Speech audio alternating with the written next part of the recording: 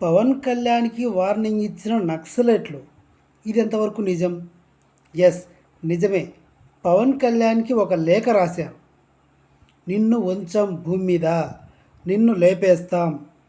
బొల్లిబాబు చేసిన అబద్ధపు హామీలు నమ్మి బొల్లోడిని నమ్మినందుకు, వాడు ముఖ్యమంత్రి అయితే నువ్వు ఉప ముఖ్యమంత్రిగా, వాడు తానా అంటే నువ్వు తాందనానా అన్నందుకు నిన్ను భూమి మీద ఉంచం, జాగ్రత్త అని పవన్ కళ్యాణ్ గారికి నక్సలైట్లు లేఖ రాశారు.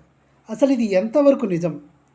పవన్ కళ్యాణ్ నక్సల్స్ తీసుకెళ్ళిపోతే ఏం చేస్తారు? ఎందుకు తీసుకెళ్ళాలి అనుకుంటున్నారు? తీసుకెళ్ళి ఏం చేద్దామనుకుంటున్నారు?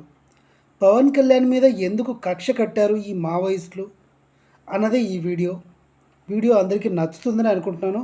చాలా ఇన్ఫర్మేటివ్గా కూడా ఉంటుంది. అందరూ చూసి నచ్చితే షేర్ చేయండి, సబ్స్క్రైబ్ చేయండి. విషయంలోకి వెళ్తే నక్సలైట్లకు పవన్ కళ్యాణ్ మీద పీకల దాకా ఉంది. ఎందుకంటే వ్యక్తిగతంగా పవన్ కళ్యాణ్ మొన్నటిదాకా చిరంజీవి గారి తమ్ముడిగా ఉన్నాడు. ధర్మంగా సినిమాలు చేసుకుంటూ రోజుకు ₹1,00,00,000 తీసుకుంటూ 30 రోజులకు 30 కోట్లు, 60 రోజులకి 60 కోట్లు తీసుకుంటూ సినిమాలు చేసుకుంటూ ఉన్నాడు.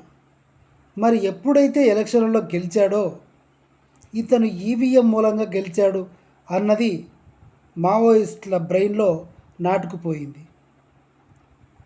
ఆల్రెడీ చంద్రబాబు నాయుడు పరిపాలనలో గత 9 సంవత్సరాలుగా కూడా నక్సలైట్లను ఏరిపారేశాడు చంద్రబాబు నాయుడు. నక్సలైట్లకి చంద్రబాబు నాయుడు గారికి ఎలా ఉంటుంది అంటే పాకిస్తాన్కి భారత్కి ఎలా ఉంటుందో అలా ఉంటుంది. అలాంటి బొల్లోడిని చంద్రబాబుని నమ్మినందుకు పవన్ కళ్యాణ్ మీద వేటు పడే అవకాశం ఉంది. ఎందుకంటే ఈరోజు మీరు చూసుకున్నట్టయితే సూపర్ 6 అని చెప్పారు. ఒక్క 6 కూడా అమలు కాలేదు. అమ్మకు ఒడి పోయింది, బిడ్డకి వందనం పోయింది. అమ్మ ఒడినే అమ్మ వందనం చేశాడు. ఇంటింటికి వందనం పెట్టి ఇంటింటికి పంగనామం పెట్టాడు. అమ్మకి వందనం పోయింది, బిడ్డకి వందనం పోయింది, నిరుద్యోగ భృతి పోయింది, ఆర్టీసీ బస్సులో మహిళలకి ఫ్రీ ప్రయాణం అన్నారు, అది కూడా పోయింది. ఉచిత గ్యాస్ సిలిండర్ సంవత్సరానికి 3 అన్నాడు, అది కూడా పోయింది. ప్రజలను నమ్మించి మోసం చేశారు అని కూటమి మీద ముద్ర పడిపోయింది. మీరు చూసుకున్నట్టయితే ఇప్పుడు ఈ హామీల గురించి అడిగితే ట్రెజరీలో డబ్బులు లేవు అని చెప్తున్నారు పవన్ కళ్యాణ్, చంద్రబాబు. అంటే ట్రెజరీలో డబ్బులు లేవన్న సంగతి ముందు తెలీదా? రాష్ట్రం 14 లక్షల కోట్లు జగన్మోహన్ రెడ్డి అప్పు చేశాడు అని ఆరోపించారు పవన్ కళ్యాణ్ గారు, చంద్రబాబు గారు. మరి అన్ని లక్షల కోట్లు అప్పు చేసినప్పుడు హామీలు ఎలా నెరవేరుద్దామనుకున్నారు మీరు? ఇదే నక్సల్స్ దృష్టిలో పడింది. వీళ్ళు చేసిన అబద్ధపు హామీల కారణంగా పవన్ కళ్యాణ్ బొల్లిబాబును నమ్మి మాయమాటలు ప్రజలకు చెప్పి ఈవీఎంల ద్వారా గెలిచినందుకు, ఈ మాయమాటలతో ప్రజల్ని మోసం చేసినందుకు టార్గెట్ చేస్తున్నారు అని అనుకోవచ్చు.